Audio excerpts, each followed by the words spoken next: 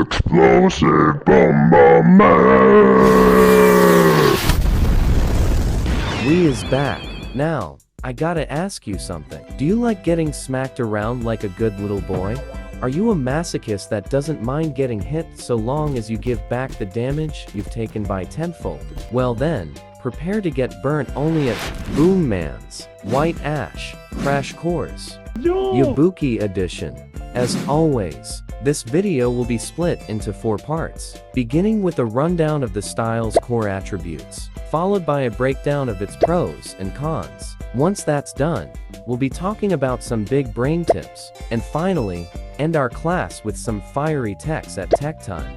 But before all of that, graph. Alright, time to learn how to block punches with our face.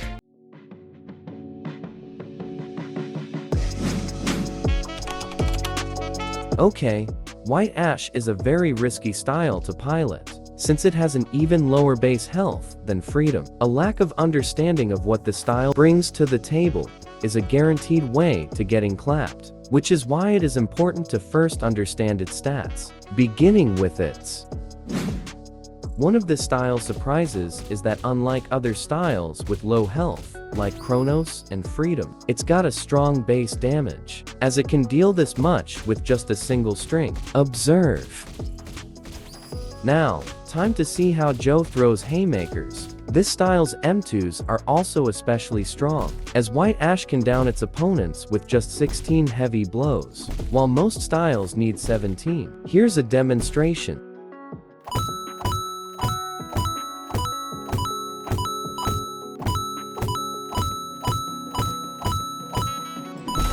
With that covered, let's move on to its. This is Joe's max reach. Nothing too shocking, but it's enough to get things done in the ring, as its reach is on the average side of things. The same can be said for its startup speed. It's no hands low, but it can land hits relatively easy with its speed. Alright, let's move on to its. Offense isn't the only thing this style excels at, as it's also equipped with great mobility due to its good dashes. Here's how much dashes Joe can do with full stamina. Not only can he dash a lot, there's also very little end lag on its dashes, making them highly spammable and ideal for escaping and evading. Now, let's see that guard. Joe's guard is kinda just okay. It can absorb hits, but it'll crumble if you're careless, as it can only tank 9 punches from styles with decent damage like basic. So you're really gonna have to make use of your mobility if you want to avoid getting murked. With that being said, let's now move on to Joe's.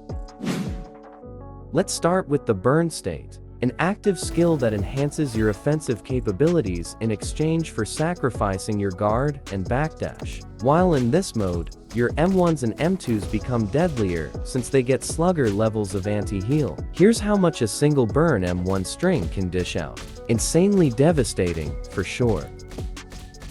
On top of the anti-heal buff, your startup speed also gets increased, making catching opponents a breeze while in this state.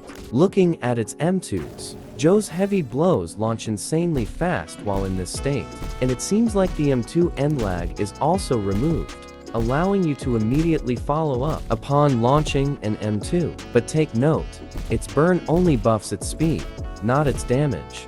Another important thing to remember is that being in the burn state will quite literally burn you, as your health will slowly deplete while in this mode. To compensate, you take little to no anti-heal while in this mode, and your health recovery is drastically buffed. Also, a few seconds after activating burn, your opponents would receive a slight damage nerf, and if you stay burning for a little more, their backdash would get disabled. Their walk speed would also be slightly slower. And one more thing, your backdash will also be replaced with a swayback that cannot trigger a perfect dodge. But how do we charge up burn? Well, by countering and being countered. To fully charge your burn meter, you need to land 6 counters.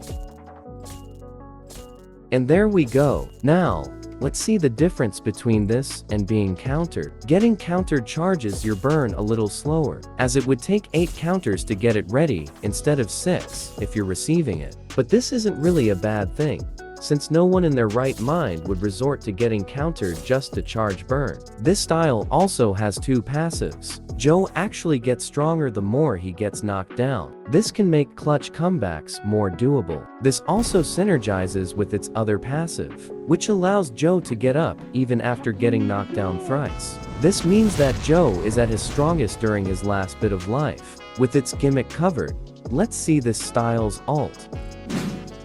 This style has 3 different ult variations, and which one you will perform depends on a quick time event that triggers upon activating your ultimate. Let's first see the QTE success ult.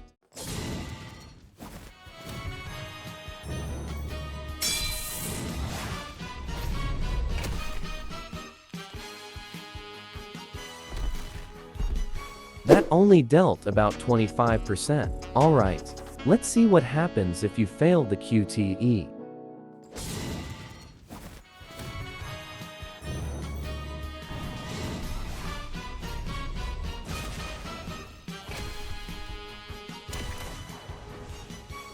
Failing the QTE leads to your ultimate only dealing 10% and a 20% self-damage, so press those buttons like your life depends on it. The third variation is a little tricky, as it needs you to land 3 failed QTE ults before it's triggered, by the time you land your 4th ult. Alright, let's see it in action.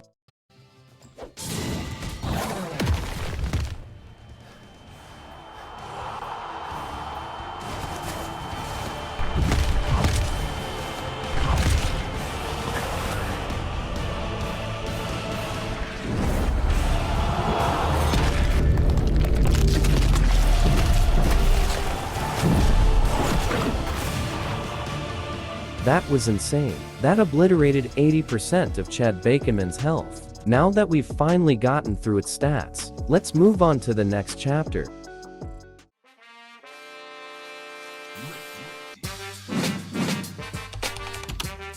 Despite being an offense machine, this style falls short on a lot of things. But let's first go through its strengths. Since Joe is built mainly for offense, its damage will never disappoint. Since its base output is very strong, this style's ability is also hella powerful, since the self-buffs and opponent debuffs it applies are excellent for overwhelming your opponent. This is also the first style to have for health bars. Additionally, since your ult requires you to get hit for it to be activated, it essentially works as a parry, which can lead to some unpredictable plays.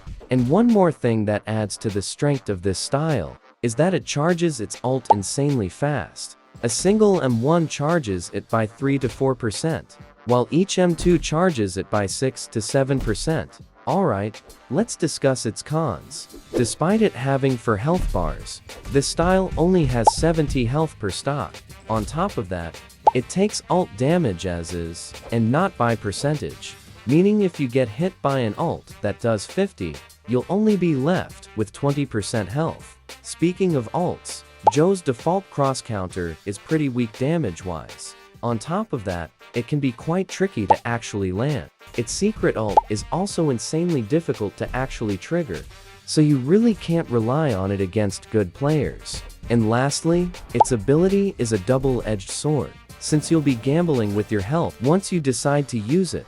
Alright, now that you're aware of this style's ups and downs, it's time to get serious.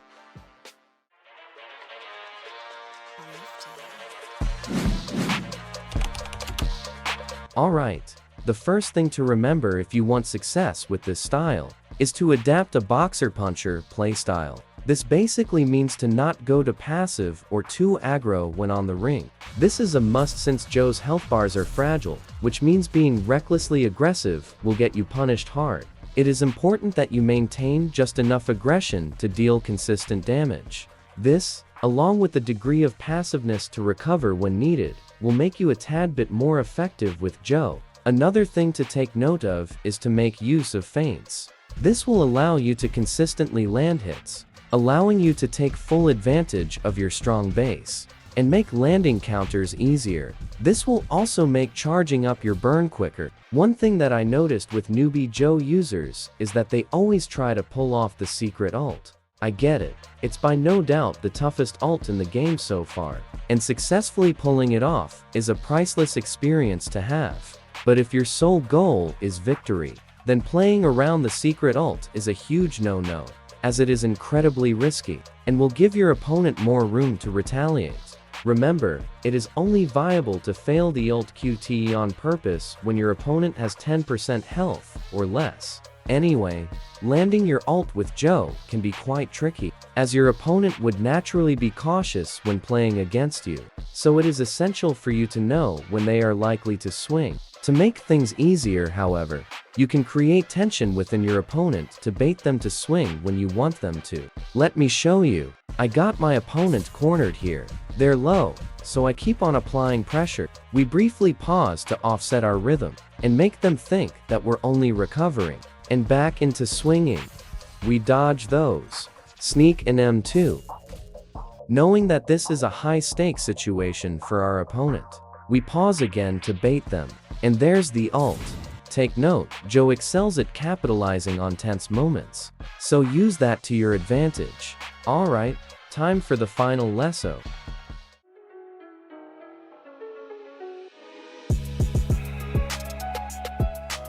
Today's tech is super simple, so if you don't manage to incorporate it in your games, then go back to kindergarten. Anyway, did you know that your ability is basically a free get-out-of combo card? Let me show you. I got caught by my opponent here, but one press and the table is turned. It's as simple as it is effective.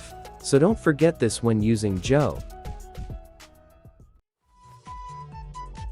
Congratulations on completing this crash course.